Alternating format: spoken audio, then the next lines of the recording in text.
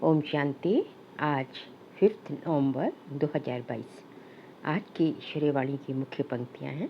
मीठे बच्चे, तुम्हें गृहस्थ व्यवहार में रहते सभी से तोड़ निभाना है। तुम्हें गृहस्थ व्यवहार में रहते सभी से तोड़ निभाना है। एक बार बेहद का संन्यास कर 21 जन्म की प्रारब्ध बनानी है। प्रश्न है, चलते फिरते कौन सी एक बात याद रहे तो भी तुम रूहानी यात्रा पर हो? उत्तर है, चलते फिरते याद रहे कि हम एक्टर हैं, हमको अब वापस घर जाना है। बाबा यही याद दिलाते हैं, बच्चे मैं तुम्हें वापस ले जाने आया हूँ। इस स्मृति में रहना ही मन मना भव मध्याजी भव है। यही रूहानी यात्रा है जो तुम्हें बाप सिखलाते हैं। दूसरा प्रश्न है, सद्गति के लक्षण कौन से हैं? उत्तर है, सर्वगुण संपन्न, 16 कला संपूर्ण। ये जो महिमा है यह सद्गति के लक्षण है जो तुम्हें बाप द्वारा प्राप्त होते हैं। गीत बजा है, धीरज धर मनुआ धीरज धर। ओम शांति। बच्चे नंबरवार पुरुषार्थ अनुसार जानते हैं कि अब पुराना नाटक पूरा होता है।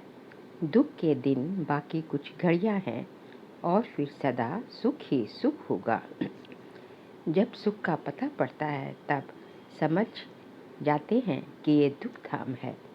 दोनों में बहुत अंतर है। अभी सुख के लिए तुम पुरुषार्थ कर रहे हो या श्रीमत पर चल रहे हो। कोई को भी ये समझाना बहुत सहज है। अभी बाबा के पास जाना है, बाबा लेने आया है। गृहस्थ व्यवहार में रहते कमल फूल समान पवित्र है। तोड़ जरूर निभाना है।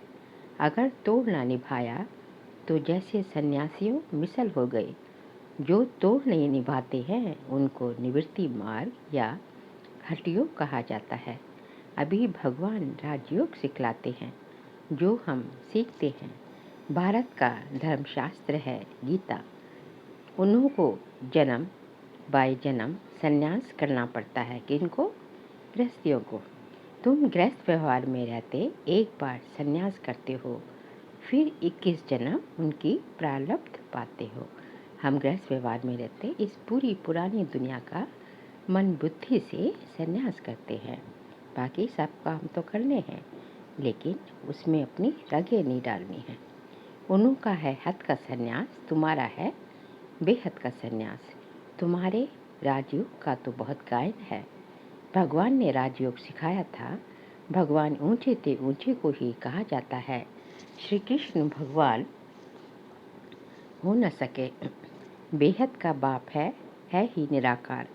बेहद की बादशाही वही दे सकते हैं। यहाँ गृहस्थ व्यवहार से नफरत नहीं की जाती। बाप कहते हैं ये अंतिम जन्म गृहस्थ व्यवहार में रहते पवित्र बनो। पतित पावन को सन्यासी को कह नहीं सकते। वह भी पावन दुनिया चाहते हैं।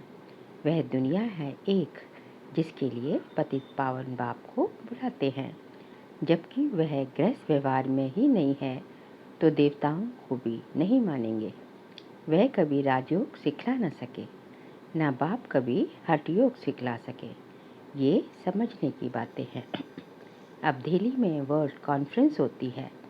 वहाँ यह समझाना है, लिखत में देना है। लिखत में होगा तो सब समझ जाएंगे। अब हम हैं ऊंचते ऊंच ब्राह्मण कुल के, वह है शूद्र कुल के। हम में आस्तिक, वह है नास्तिक। वह हैं ईश्वर को न जानने वाले, हम हैं ईश्वर से योग रखने वाले। तो मतभेद है ना। बाप ही आकर आस्तिक बनाते हैं। बाप का बनने से बाप का वर्षा मिल जाता है। ये बड़ी पेचीली बातें हैं। पहले पहले तो बुद्धि में बिठाना है कि गीता का भगवान परमपिता परमात्मा शिव है। उसने ही आदि सनातन देवी देवता धर्म स्थापन किया था। भारत का देवी देवता धर्म ही मुख्य है। भारतवासी अपने धर्म को भूल गए हैं, ये भी तुम जानते हो। भारतवासियों को ड्रामानुसार अपना धर्म भूलना ही है। तब तो बाप आकर फिर स्थापन करें, नहीं तो बाप आए कैसे? कहते हैं जब जब देवी देवता धर्म प्रायलोप हो जाता है तब तब मैं आता हूँ। प्रायलोप भी जरूर होना है। कहते हैं बैल की एक टांग टूट गई है, बाकी 3 टांगों पर दुनिया खड़ी है। मुख्य है ही 4 धर्म, अभी देवता धर्म की टांग टूटी हुई है, अर्थात वह धर्म गुम हो गया है। इसलिए बड़ के झाड़ का मिसाल देते हैं कि फाउंडेशन सड़ गया, बाकी टालियाँ खड़ी हैं। तो इनमें भी फाउंडेशन देवता धर्म का है नहीं, बाकी मठ पंथ आदि बहुत खड़े हैं। तुम्हारी बुद्धि में अब सारी रोशनी है। बाप कहते हैं तुम बच्चे इस ड्रामा के राज को जान गए हो कि सारा जाड़ पुराना हो गया है। कलयुग के बाद सतयुग को आना है, जरूर चक्र को फिरना है। बुद्धि में रखना है कि अब नाटक पूरा हुआ, हम जा रहे हैं। चलते फिरते ये याद रहे कि अब हमको वापस जाना है। मन मना भव मध्याजी भव का भी यही अर्थ है। कोई भी बड़ी सभा में भाषण आदि करना है तो यही समझाना है कि परमपिता परमात्मा फिर से कहते हैं, हे बच्चे, देह सहित देह के सब धर्म त्याग, अपने को आत्मा समझ बाप को याद करो तो पाप दग्ध होंगे। मैं तुमको राजयोग सिखलाता हूँ। गृहस्थ व्यवहार में रहते कमल फूल समान बन मुझे याद करो। पवित्र रहो, नॉलेज को भी धारण करो। अभी सब दुर्गति में हैं, सतयुग में देवताएं सदगति में थे, फिर बाबा आकर सदगति करते हैं। सर्वगुण संपन्न 16 कला संपूर्ण, ये है सदगति के लक्षण। ये लक्षण कौन देते हैं? बाबा देते हैं। उनके फिर लक्षण क्या हैं? वह ज्ञान का सागर, शांति का सागर है। उनकी महिमा बिल्कुल अलग है। ऐसे नहीं, सब एक ही एक है। एक बाप है, हम सब आत्माएं बच्चे हैं। अब नई रचना रची जाती है। हम प्रजापिता ब्रह्मा की सब औलाद हैं, परंतु वो लोग इन बातों को समझ नहीं सकते। ब्राह्मण वर्ण सबसे ऊंच है। भारत के ही वर्ण गाए जाते हैं। 84 जन्म लेने में इन वर्णों से पास करना होता है। ब्राह्मण है ही संगम पर। अच्छा, साइलेंस तो बहुत अच्छी है। शांति का हार तो गले में पड़ा है। एक रानी की कहानी है। अब शांति धाम अपना घर बहुत याद पड़ता है। चाहते सब हैं शांति घर में जाए, परंतु रास्ता कौन बताए। शांति के सागर बाप के सिवाय कोई बता न सके। बाप की महिमा अच्छी है। शांति का सागर, आनंद का सागर, मनुष्य सृष्टि का बीज रूप, कितना रात दिन का फर्क है।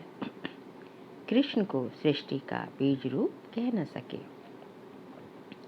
बाप की महिमा ही अलग है। सर्वव्यापी कहने से महिमा सिद्ध नहीं होती। ऐसे भी नहीं परमात्मा बैठ अपनी पूजा करेंगे।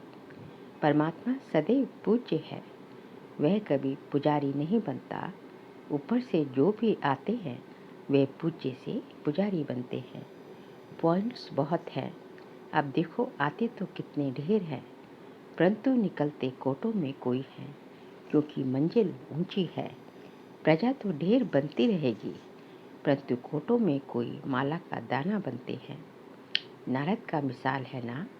तुम अपनी शक्ल देखो, लक्ष्मी को वरने लायक बने हो। राजा तो थोड़े बनेंगे, एक राजा की ढेर प्रजा बनती है। पुरुषार्थ करना चाहिए ऊंच बनने का। राजाओं में भी कोई बड़ा राजा तो कोई छोटा राजा। भारत के कितने राजाएं हैं, कितनी राजैयाँ हैं चली आती हैं, कितनी राजाइयाँ चली आती हैं। सतयुग में भी बहुत राजाएं महाराजाएं होते हैं। महाराजाओं के फिर प्रिंस प्रिंसेस भी होते हैं। उनके पास बहुत प्रॉपर्टी होती है, राजाओं के पास कम प्रॉपर्टी होती। अभी है प्रजा का प्रजा पर राज्य। अभी राजधानी स्थापन हो रही है। ये है श्री लक्ष्मी श्री नारायण बनने की नॉलेज। उसके लिए ही तुम पुरुषार्थ कर रहे हो। पूछते हैं लक्ष्मी नारायण का पद पाएंगे व राम सीता का, तो सब कहते हैं लक्ष्मी नारायण का। बाप से पूरा वर्षा लेंगे। वंडरफुल बातें हैं और कोई जगह ये बातें नहीं हैं। कोई शास्त्र में ही नहीं है। अब तुम्हारी बुद्धि का ताला खुल गया है। बाबा समझाते हैं, चलते फिरते अपने को एक्टर समझो। अब हमको वापस जाना है, ये सदैव याद रहे। इसको ही मन मना भव मध्याजी भव कहा जाता है। बाप खड़ी खड़ी याद दिलाते हैं, बच्चे तुमको वापस ले जाने आया हूँ। ये है रूहानी यात्रा, वह यह बाप के सिवाय और कोई करा न सके। भारत की महिमा भी करनी है। ये भारत होलीस्ट लैंड है। सर्व के दुख हरता सुख करता, सबके सदगति दाता बाप का बर्थ प्लेस है। वही बाप सबका लिबरेटर भी है। ये बड़े से बड़ा तीर्थ स्थान है। भारतवासी भल शिव के मंदिर में जाते हैं, परंतु वे बाप को जानते नहीं हैं।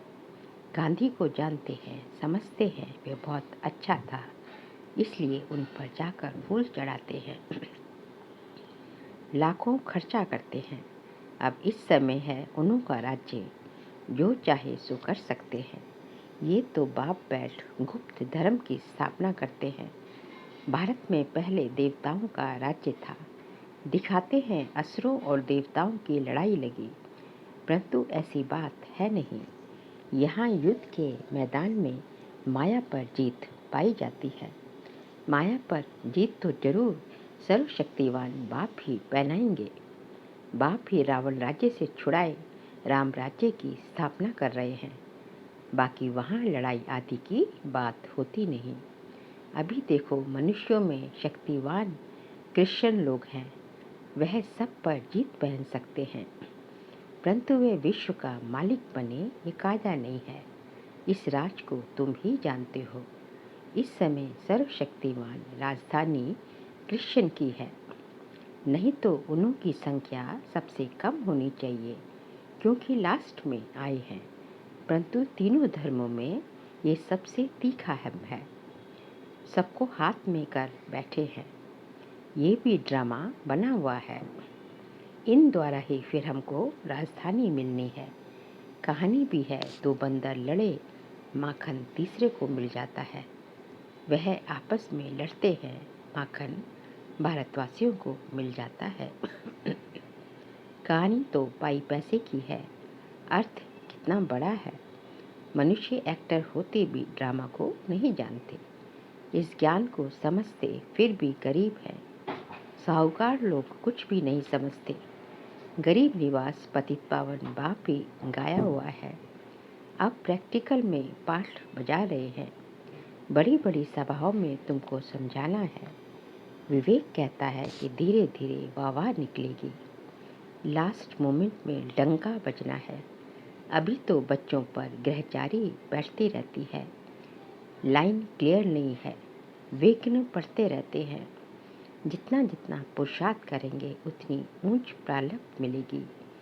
पांडवों को 3 पैर पृथ्वी के नहीं मिलते थे। अभी का ये गायन है, परंतु ये किसको पता नहीं कि वही फिर विश्व के मालिक बनेंगे। प्रैक्टिकल में तुम बच्चे अब जानते हो, इसमें अफसोस नहीं किया जाता। कल पहले भी ऐसे हुआ था। ड्रामा के पट्टे पर खड़ा रहना है, हिलना नहीं चाहिए। अब नाटक पूरा होता है, चलते हैं सुखधाम में। पढ़ाई ऐसी पढ़े जो ऊंच पद पा ले। अच्छा मीठे मीठे सीख लेते रूहानी बच्चों प्रति माता पिता बाप दादा का याद प्यार और गुड मॉर्निंग। रूहानी बाप के रूहानी बच्चों को नमस्ते। हम रूहानी बच्चों की रूहानी बाप दादा को नमस्ते नमस्ते नमस्ते। सार के लिए पॉइंट्स हैं। किसी भी बात का अफसोस नहीं करना है। अपनी बुद्धि की लाइन सदा क्लियर रखनी है। गृहचारी से अपनी संभाल करनी है। गृहस्थ व्यवहार से तोड़ निभाना है, नफरत नहीं करनी है। कमल फूल समान रहना है। आस्तिक बन सबको आस्तिक बनाना है। आज का बाबा का वरदान है, बड़ी दिल रख सेवा का प्रत्यक्ष फल निकालने वाले विश्व कल्याणकारी भव। बड़ी दिल रख सेवा का प्रत्यक्ष फल निकालने वाले विश्व कल्याणकारी भव। जो बच्चे बड़ी दिल रखकर सेवा करते हैं तो सेवा का प्रत्यक्ष फल भी बड़ा निकलता है। कोई भी कार्य करो तो स्वयं करने में भी बड़ी दिल और दूसरों को सहयोगी बनाने में भी बड़ी दिल हो। स्वयं प्रति व साथी सहयोगी आत्माओं प्रति संकुचित दिल नहीं रखो। बड़ी दिल रखने से मिट्टी भी सोना हो जाती है, कमजोर साथी भी शक्तिशाली बन जाते हैं, असंभव सफलता संभव हो जाती है।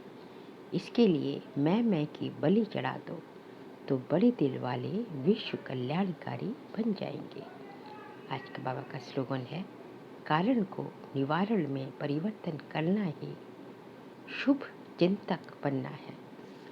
कारण को निवारण में परिवर्तन करना ही शुभ चिंतक बनना है। बाबा कहते हैं, हर एक कारण को, किसी भी चीज़ का, किसी भी परिस्थिति का कारण तो सब पूछते हैं, लेकिन आपने क्या करना है, आपने उसका निवारण ढूंढना है।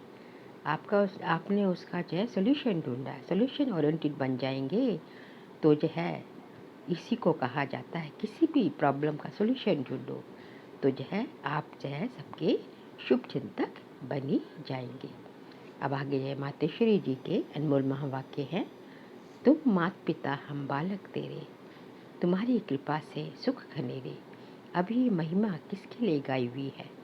अवश्य बात मात पिता के लिए गायन है, क्योंकि परमात्मा के लिए गायन है, क्योंकि परमात्मा खुद माता पिता रूप में आए इस सृष्टि को अपार सुख देता है। जरूर परमात्मा ने कब सुख की सृष्टि बनाई है, तभी तो उनको माता पिता कहकर बुलाते हैं। परंतु मनुष्यों को ये पता ही नहीं कि सुख क्या चीज है। जब इस सृष्टि पर अपार सुख थे, तब सृष्टि पर शांति थी, परंतु अब वो सुख नहीं है।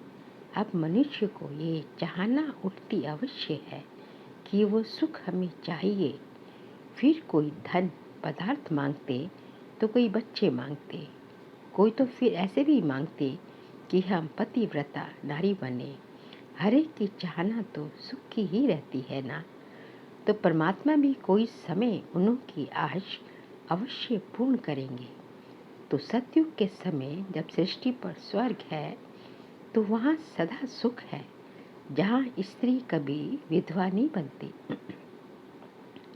तो वो आश सतयुग में पूर्ण होती है, जहाँ अपार सुख है। बाकी तो इस समय है ही कलयुग। इस समय तो मनुष्य दुख ही दुख भोगते हैं। बाकी जब मनुष्य अति दुख भोगते हैं तो कह देते हैं कि प्रभु का भाना मीठा करके भोगना है। परंतु जब स्वयं परमात्मा आकर हमारे सारे कर्मों का खाता चुकता करता है, तब ही हम कहेंगे, तुम माता पिता। अच्छा, ओम शांति।